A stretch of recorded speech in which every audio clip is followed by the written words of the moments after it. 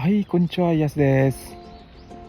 今日は農園の方ではなくてですね、こちらです。枝が伸びてしまったこの家の周りの生垣をですね、刈り込んできれいにしていきたいと思います。季節も寒い季節になりまして、木々の成長のスピードが遅くなった時期にですね、枝を刈り込んで見た目をきれいにしていきたいと思います。あったかい間にかなり伸び放題に伸びてしまったんで、今回バッサリしていきます。それでは行ってみたいと思います。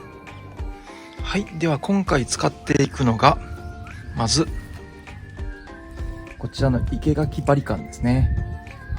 今回使用するのは家庭用電源でコードを引っ張ってくるタイプになります。